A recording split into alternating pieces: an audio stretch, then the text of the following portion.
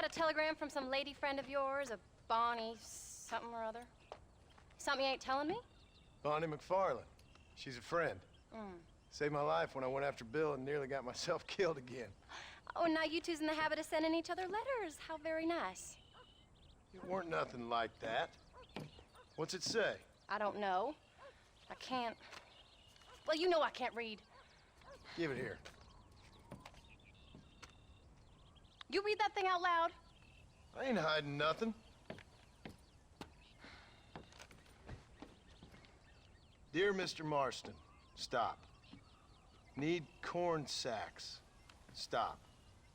Emergency. Stop. Weevils and moths ate entire county supply. Stop. Can you help? Not exactly the most romantic request now, is it? I guess not. She saved your life, you say? Yes, ma'am. Well, then you're gonna have to help her and her family out. We've got a plentiful supply of corn sacks over near the silo.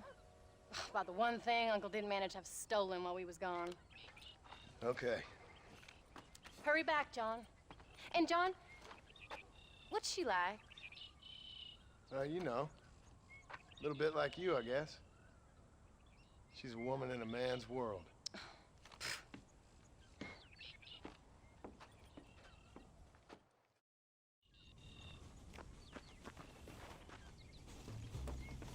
John, wait! Maybe I should meet this McFarland woman. Well, come on, man. Let's get going.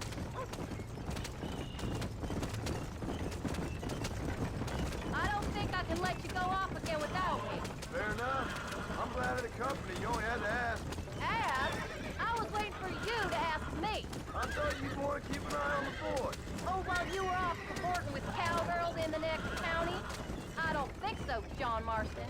You only just got home. That Jack has seen enough of me for a lifetime. So, is she married? This Bonnie McFarland? No. What does she look like? I don't know. Pretty normal, I suppose. Normal? What? Normal like me? No. Normal as in 2 eyes, mouth, nose, that kind of normal. Besides, ain't no woman fine as you. A little flattery. Now we're finally getting somewhere. If you find yourself in a hole, the first thing to do is stop digging.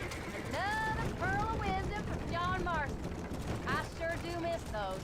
I never took you for the jealous type, Abigail. I ain't jealous so much as curious. You heard what she wrote. It's just some corn. She saved my life, and she was decent enough to me, so I owe her this much at least. How did she save your life anyway? She found me half dead on the side of the road and took me to the doctor. Most folks would have left me there. Half dead from what? Bill didn't take so kindly to me visiting unannounced. Bill never did like surprises. How was he? Same as he was when we left. Angry and dumb, taking his revenge out on the world. People down there was really scared of him. Of Bill? You gotta be kidding me. He was only frightening if he was afraid of dumb fools. Bill weren't so bad, but when Dutch went crazy, Bill took it hard. For a while, we all thought we'd found something right. A better way to live, but it was just a lie. So you saw before they did. Maybe. But they were still kind of a family. A family that left you for dead. You knew the truth, John, and they hated you for it. Where did they take you? Who? Those government bastards. Where did they hold you and Jack? I ain't sure. They kept their eyes covered there and back. Can't have been too far from here, though. They treat you right? It ain't the first time I've had a gun to my head, John. You're forgetting your marriage proposal. Very fun. No, they learned pretty quick what would happen if they laid a finger on me.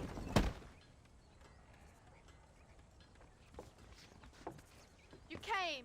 Thank you so much. We lost the entire harvest. Miss McFarland, I'd like you to meet my wife, Abigail. Oh, ain't you quite the gentleman all of a sudden? It's a pleasure to meet you, Mrs. Marston. Likewise. Thank you for saving my husband's life. And for teaching the miserable goats manners, among other things. I didn't teach him anything. I know better than to try to change a man.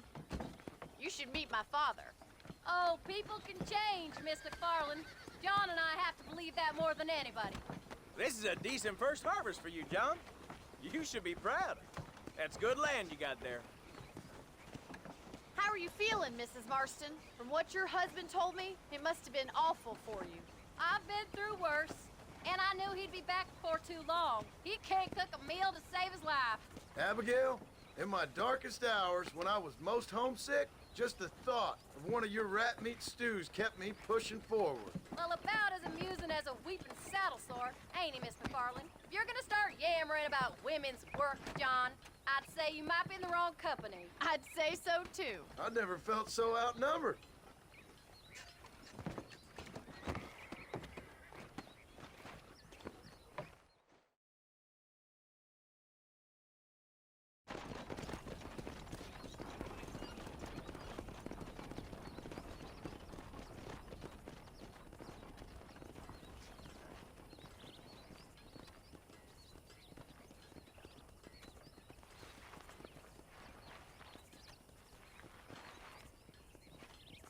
Ma'am?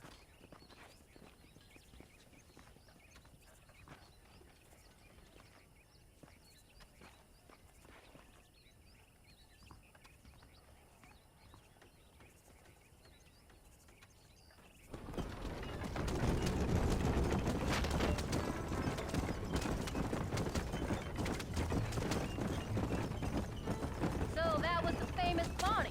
That was her, all right. She's pretty. She's normal, like I said. Well, you always wanted to be a rancher. I'd have thought she'd be just your thing. The perfect rancher's wife, if I ever saw one. I already got a rancher's wife. I'm only teasing. I like her, and I'm glad she saved your life. Most of the time, anyway. The McFarlands are good people. She did blush redder than a shepherd's sunset when she saw you, though. I have that effect on women. You clearly had one too many blows to the head. You ain't wrong about that, Mrs. Marston. That's quite a ranch they got there. That'll be us someday. As soon as we get back on our feet. I don't know, John. How many times can we start again? An outlaw and a working girl. We ain't exactly farmers. We are now. Forget that life. Oh, Do you really believe that? we have to. It's the only way we'll ever have a future. The life we led, that doesn't go away. It's never over. You think those government men are just gonna leave us alone now? The old gang's dead. I did what they asked. And that's it? A life tried, forgiven? We're back together, ain't we? Till they decide you owe them something else. Sometimes I think I was the stupid one for believing I could get out. Maybe Dutch, Bill, and Javier were just being honest with themselves. You ain't perfect, John, and I sure ain't. But you're better than they are. Than they were. Maybe we can't change. But we gotta try, for Jack's sake. Even if we have to start again 100 times.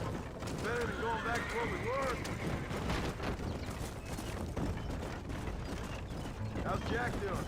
Angry, upset. He's been through a lot. I hope he's gonna be all right. It's gonna take time. For a while, his world was safe. Normal, even. Then it got turned upside down again. He ain't saying much about it. I've tried to talk to him, but how do you explain any of it? What do you say when he asks about Uncle Bill and Uncle Dutch? They were his family when he was a little boy. He hides away in those books of his. Wouldn't you? It ain't like the real world's done him many favors. He's just been kidnapped. He grew up with the gang. That's no life for a boy. We did our best to protect him. Come on, John. He saw things no boy should see.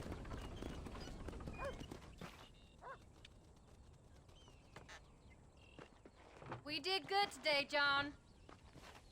I guess I better go fix us something to eat.